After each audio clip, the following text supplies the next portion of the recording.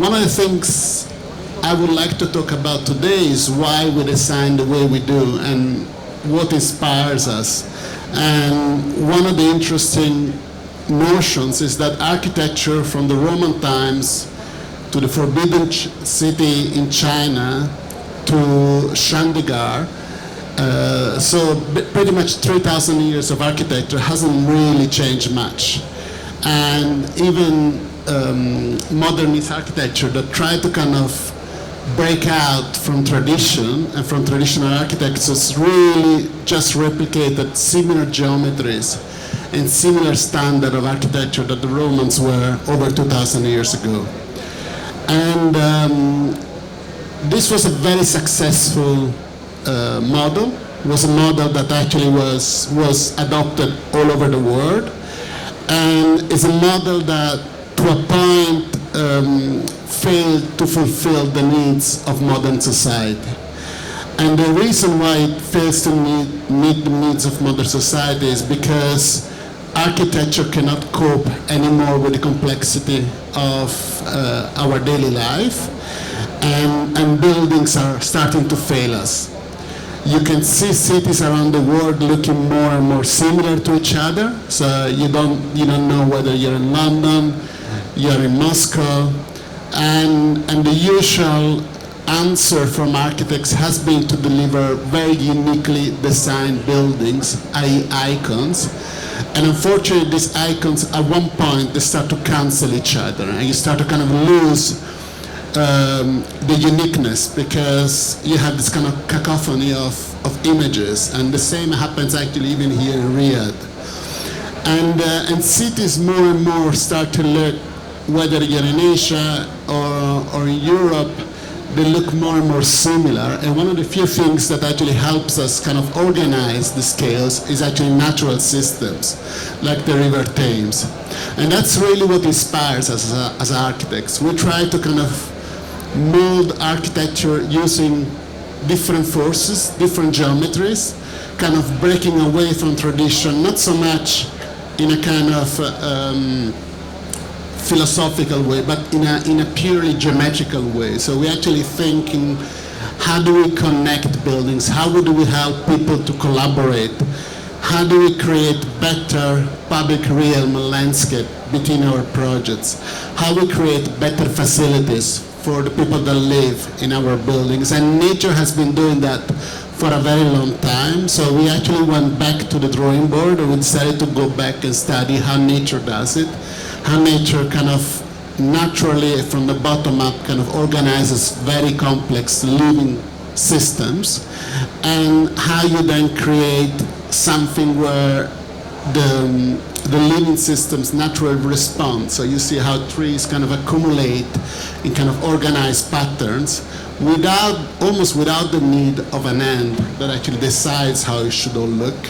But then you have interventions and you have models, especially in remote locations where nature and human have actually been able to collaborate successfully, or even we've been able to emphasize nature and actually getting to buildings that actually make certain hills or mountains look even more unique because there is construction there, or the coastline actually gets emphasized in synchronicity with nature.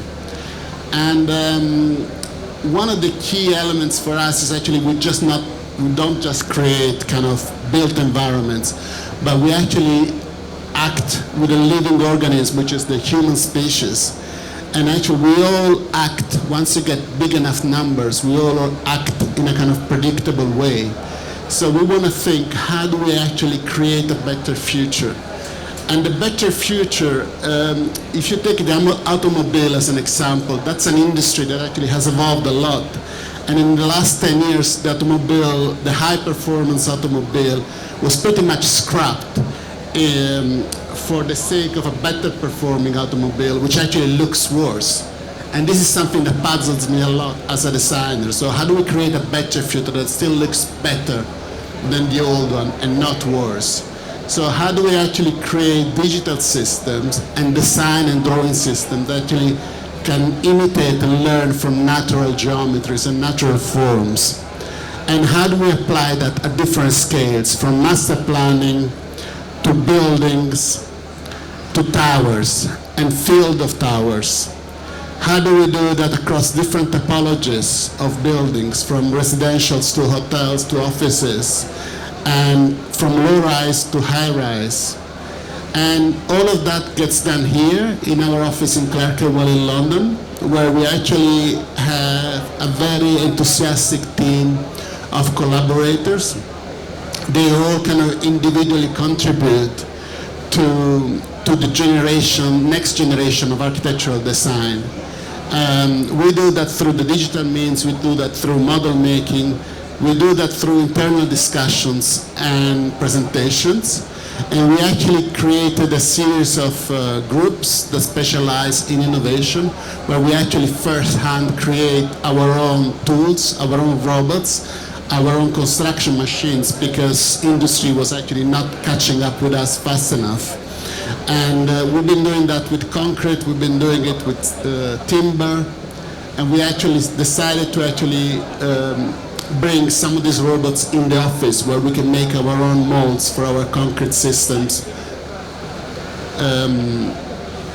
And the next generation of design is actually moving on towards metaverse and towards spaces of collaboration where our clients and our consultants can actually physically or virtually enter the space and collaborate in a third dimension, where the clients of the future can customize their home, so can actually, through software systems, kind of decide from a kit of parts what their home will look like, and kind of create unique designs that is even different from what we anticipated in the first place.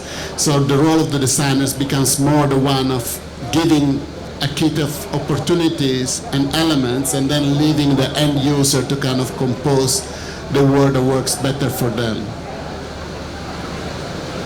And some of the key elements, some of the key, let's say, design inspirations that move us and we constantly work on is the idea that vertical towers should not just be vertical, but should have some kind of volumetric articulation to respond to what happens to the inside of the tower, to respond to the structural needs of the tower and the structural forces that move them. How we can create fields through repetition and differentiation. How do we create a different system of self-similar buildings that actually coexist in a coherent ensemble? And how we touch the ground, how we create a kind of more human scale approach to large scale buildings. Connection to citywide infrastructure such as car parks and metro stations coming in directly from underneath our buildings. And obviously the internal void, it's for us a very important element of design. This becomes the true element of connectivity for the users and a true space where we actually meet the other people working in the same building or living in the same environment. And this is an example of an internal void that became a 200-meter tall atrium, where you can actually get a sense of what goes on in a tower, not just by reading the index of the lift lobby, what companies are on each floor, but you can physically see the activity levels on each level of the building. I will take you through a number of projects that we worked on throughout the years, different scales and different sectors. This is the very first project we're working on. This was a master plan we did for Singapore. It's a whole stretch of the city called One North, which had a river formation in the middle. We decided to create a kind of second nature, an artificial field where buildings are kind of deformed by forces, and they are deformed by connectivity between them, and not just by a kind of subdivision of the ground and plots, but more about creating physically connection between units and having a kind of overall roofscape and facade composition and design that will make sense for such a large-scale project. We actually went back to a very similar theme 5 years ago for this project called Unicorn Island in Chengdu, where we actually had to design and build 1 million square meters worth of offices, residential hotels, for an incubator for startups in the south part of the city. And our response to the brief was to create a project that had this theme of the lips as a kind of common motif, where the lips becomes courtyards, becomes interlocking elements, becomes towers, towers fusing each other, towers kind of breaking apart and creating this kind of loops and H shape, and even ellipses creating the landscape around the island itself. And you can see how the element of the lips becomes also a three-dimensional motif on the skyline of the city and on the lake. And then again, coming down to the human scale approach and the landscape of the building. This is actually where two metro lines are crossing. Right in the middle of the project, we have a huge highway crossing the site, and we decided to create a car-free zone and a kind of pedestrian connection over the main highway to facilitate a human scale approach of the project, which is taken across different areas from the interior to the exterior of the site. And these are some pictures from earlier this year where you can see some of these towers actually getting completed and built, some of the landscape being populated by trees and kind of growing in, nature retaking kind of ownership. And it's really a new model for China, where they really needed something very different in terms of what the architectural offering was, from a jungle of concrete and a kind of false idea of American modernity to a kind of human scale design, approach, and inspiration for the future generations. This is a project actually not very far from here, and it's our attempt to actually use design and geometry to solve one of the key issues of Saudi, which is the solar gain. So we were challenged by Saudi Aramco to create a kind of very sustainable project in the desert, and our response was, again, work with the courtyards, work this typology of creating very enclosed buildings to the outer surface, and then having porosity towards the inside. These courtyards are kind of naturally cooler than the outdoor environment, and is where we're getting the air for ventilation in. There is also a kind of large canopy that allows us to walk between the three different parts of the buildings, and creating a pleasant environment in the harsh climate of Riyadh. And you can see how the motifs of kind of Arab architecture are kind of carrying across the project. That's the mosque. And that's another project that you probably have seen for the ones of you living in Riyadh or actually that cross towards the KFD. It was a very challenging and interesting theme for us to work on a metro station in an area where there was no public transport, because actually we had to encourage people and the population of tomorrow to actually use public transport. And we've done that through design, an idea of high refinement, high performance, and a luxurious experience for a metro station, which was quite unprecedented. So you can see how the facade actually creates this kind of oculus pattern, which is both a structural system as well, bringing natural light inside. And then this is kind of one of our design renderings for the project. And such a design really needed a lot of coordination between different parts, between the structural systems, the facade cladding, and the MEP, to make sure that the construction will not destroy the vision of the initial design. And you can see some of the initial pictures of the project nowadays looking almost completed. So this was done through enhancement of these digital models into BIM, where all the different disciplines actually had to input their design data and could coordinate their different systems. And we could check for clashes. And there were clashes, of course, but we were able to resolve them on the digital tool before actually going down to construction. And we really went down to kind of one-to-one and one-to-two details to make sure that the final quality would be flawless. This is one of the stadiums that we actually designed for the Qatari World Cup in 2022. And in this case, the design was inspired by Felucca, kind of a regional sailing boat. And we wanted to create a building that had a roof which could be closed during the day and could be opened up at night. So we're really kind of creating a lot of natural cooling of the bowl. And then the theme of this sail-like roof gets carried on the facade system.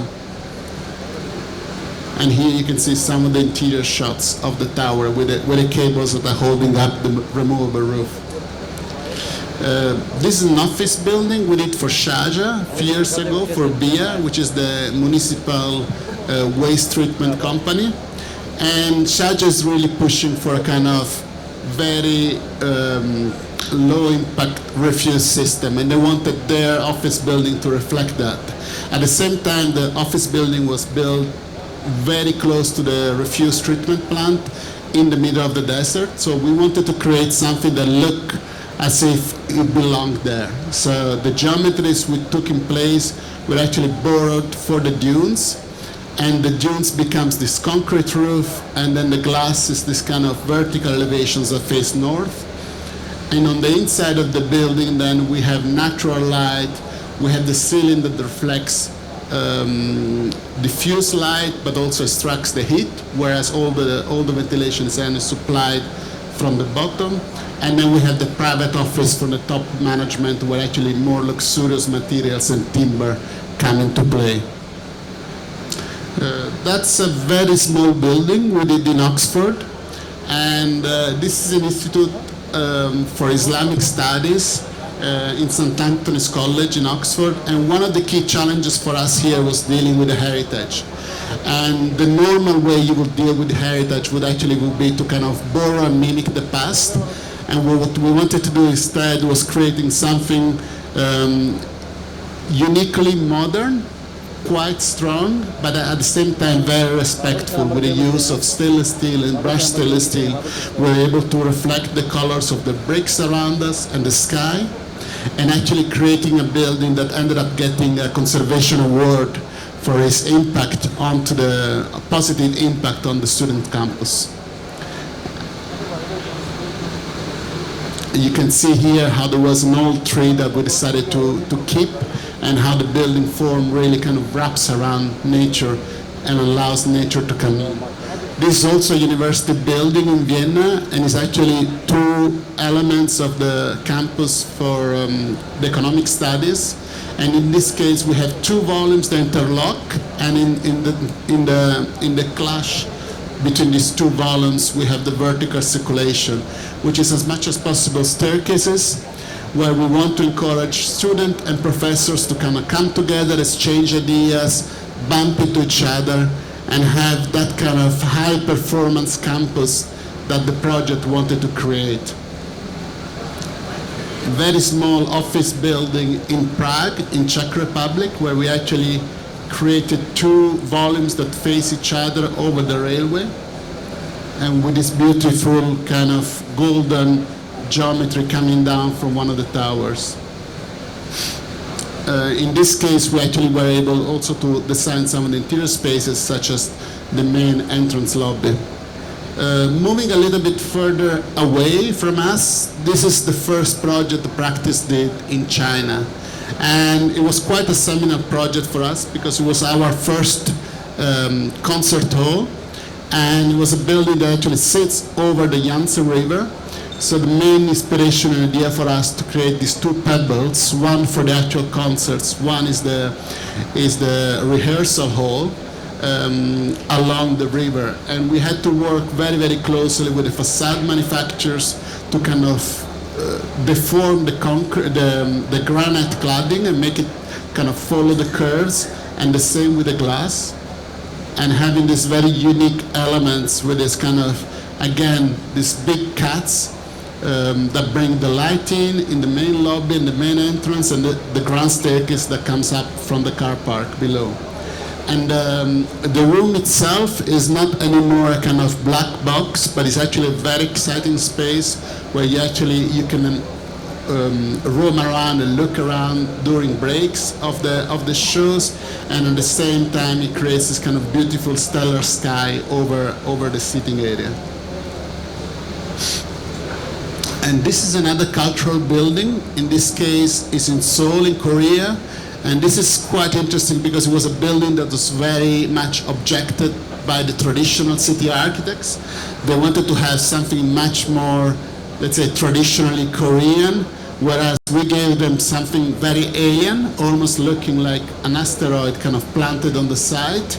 And what was very interesting for us was actually seeing that over time this became one of the symbols of the Renaissance of the city of Seoul, and it became one of the icons of the city. So now if you take a city map, you get the the main royal palace, and you get this building, the Donjumon Design District, as the kind of the two symbol of the city of Seoul. In this case, we work very, very closely with the aluminum manufacturers to kind of being able to bend this, and the building was so successful it became the constant backdrop for all the fashion shows and the car advertisement in town. Coming a little bit closer to us, this is in Azerbaijan, in Baku, where the current leader wanted to create a building to kind of honor his late father and at the same time house a library, a museum, and a theater. And what we did was create this kind of undulating landscape where you actually don't know what is the building, what is the landscape around it, and we're not distinguishing between the different parts of the building, but we're actually covering these different programmatic elements by this soft, malleable form, which is this GRC and GRP roof that kind of almost looks like it's peeling up from the ground, and then the interior kind of carries on the same, very, very similar design language, with staircases that come off the walls and handrails that come almost naturally, emerge almost naturally from the edge of the staircase. And then once we go inside the theater, we have a richer palette with timber actually adding on a greater human scale and human touch to the building geometry. This is building for Glasgow. I'm showing this because what is also very interesting is sometimes this type of projects become quite transformational. Glasgow is a city of 300,000 inhabitants, and this museum alone has 1 million visitors per year. So it has 3 times the population of Glasgow going to the museum every year. And before we built the Transport Museum, a lot of these exhibits were actually in an old museum in town, which was forgotten. It hardly had any visitors, and it became a very, very successful part of the city now. This is a science fiction museum, which we delivered for the city of Chengdu, always in China.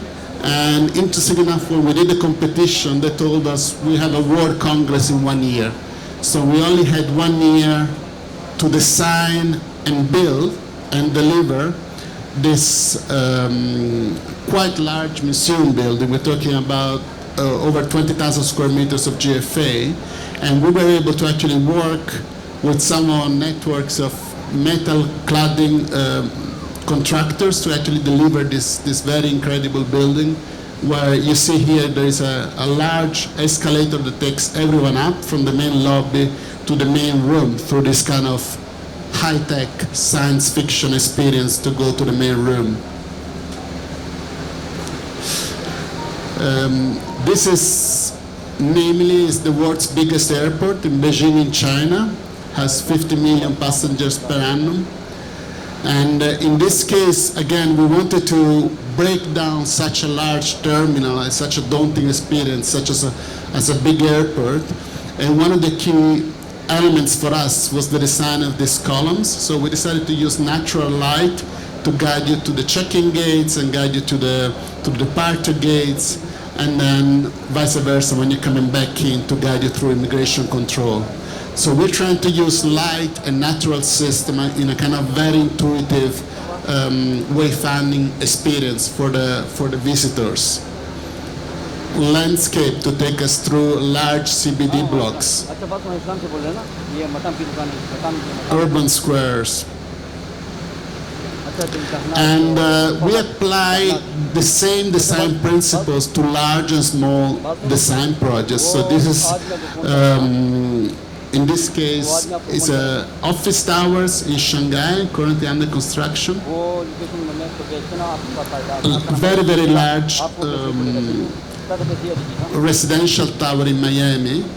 In this case, what was very interesting was to look at the before and after of local architecture in Miami, Cardinale and the Salone del Mobile, where we actually created this room with techno called Alice, which is a pop-up office space that can be installed both outdoor and indoor. This is here installed in our office in London, created with the latest technology, borrowing for American SCAP, this kind of sail-like structure holding up the roof of the system. And even smaller objects, almost like residential flower pots or seating areas, created with, again, with Italian companies for the private residential market. And in this case, a table created by kind of 3D milling with a 5-axis CNC machine, solid pieces of marble. This is very, very latest news. This is a project which is about to open in Rome. It's a new hotel right in the city center. A bit of a world premiere of what a novel building in Rome will look like. And this is our latest tower built in Hong Kong, right in the central square of Hong Kong, where we actually adopted some of these ideas of creating the modularity on the facade, expressing where the mechanical floors are, creating facilities for the workers. And in this case, these are 3 towers actually connected by a large atrium, which is going to be hosting a Mandarin Oriental hotel, offices and residences. And here you can see the connectivity between the 3 towers. Sorry, I showed you a slide of this project earlier on. This is Papagayo, and it's a small residential project in the Caribbean where we actually bring our geometries in direct contact and connection with nature. So timber becomes the kind of the structure for the roof, but again, the kind of geometrical design is very, very similar. And if the building is already built, we then adapt and create this kind of facade renovation. So this is an adaptive reuse of an existing tower in Monte Carlo, where we actually added these 3 additional floors, and we just reclad the facade with a new balcony edge and facade details. So in this case, we ended up reusing the concrete of the structure of the existing tower and just insert new interiors and new facades. The same for this project in Melbourne. And going back to cultural projects, this is a museum we're now building in Singapore. It's a 50,000 square meter science museum for the relocation of the science museum in the city of Singapore. And it's built with this kind of 5 bars, each bar kind of pointing in a different direction, and allows the visitors to kind of be intrigued by what's going on inside and be attracted to the inside of the building. And this is an 80-meter bridge creating shadow, natural shadow underneath it, where outdoor activities can take place in the heat of Singapore. Very small project in Cambodia, in Phnom Penh. It's a small museum of remembrance. And this is a large master plan, again in Oman, where we actually designing the whole corniche, and we actually ended up master planning every single building along the corniche. This is the very last project I'll show you. I think I ran over time, apologies about that. It's actually 2 connected towers in Shenzhen with a large bridge, and the idea that the lower elements and the lower floors of the tower actually attract the landscape, and some of the common facilities then happen in between the linking bridge. So again, creating a new natural system for very, very busy cities. I won't take you through that, but this is just some of the ways we allow our clients to kind of create their own autonomous avatars to actually navigate our projects and give us real-time feedback on our designs. Thank you very much.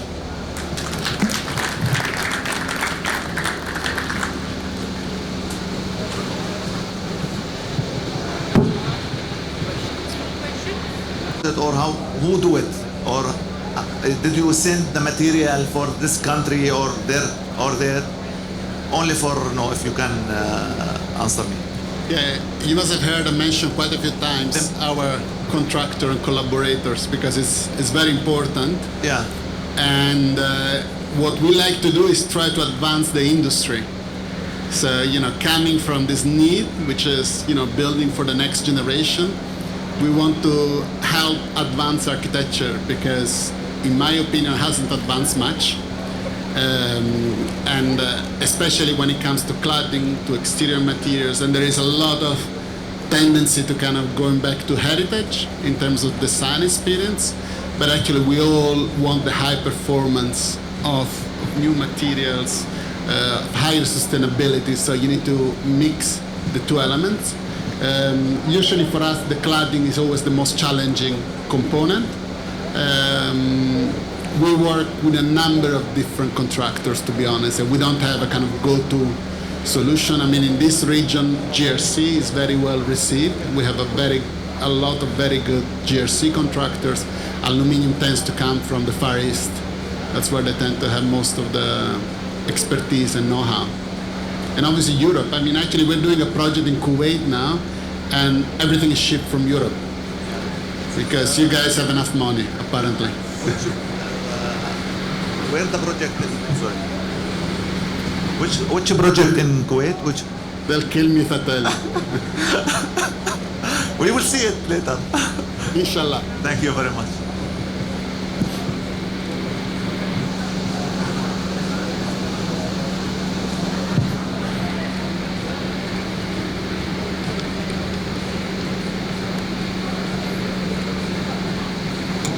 Hello.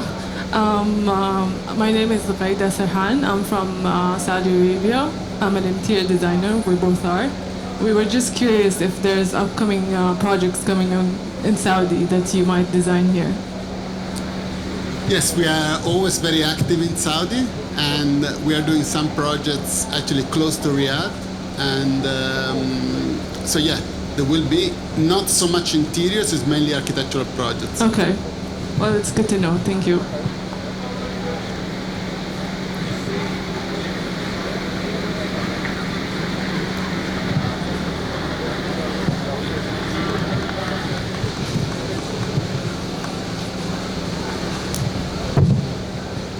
Hi, how are you? My name is Abdurrahman Al-Buardi. I wanted to ask you about how organic forms and fluidity, they cost a lot to construct. So how is technology going to lower the costs? As you know, your styles are organic, fluid. That's it. I mean, we're not the cheapest for sure, if that's the question. But usually through design, we actually try to make our projects as much as possible made of flat parts. And we do a lot of work in trying to understand where do we really need curved elements, if at all, and where we can actually get away with just kind of faceting kind of flat elements. That usually is a big cost saving. And if indeed we need to use curved elements, we panelize them, we try to have some repetition, so at least the builder can reuse the molds for more than one piece. But it's part of the work we do. Let's say we don't just design curved buildings, but we help them build them, and every project that you see finished has met the project budget. Otherwise, they just get cancelled before they even make it to completion. So we have to work very closely with the contractor, understanding which is their limitation and how we can break down the large geometry into kind of small parts. Okay, thank you so much.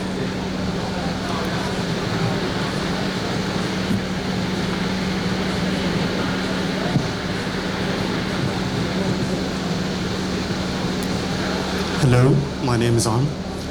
My question is very simple. Usually the traditional geometric buildings has a reference. For example, when I construct, I have this line and have this reference. Yeah, is that much clearer? Yeah. Yeah, back to my question. The traditional buildings or the geometric buildings has a reference. If you are building something, you have a reference for the dimensions, for example. for your designs is mostly organic. So how can you assure the accuracy of the building, or how can you make sure that this is as per design? You know what I mean? I mean, yes, there is the reference is always usually is to the use, but also to the performance, say shading, solar angle. So we try to kind of use the shape of the building to shade certain parts, or to insert the building on the site in a specific way. So we always work quite closely with the local climate, the local environment. That's very important to us. And when it comes to the kind of execution, of course, we're quite precious about getting a certain level of precision and making sure the buildings are, let's say, responding to the design and not different. Thank you for the question.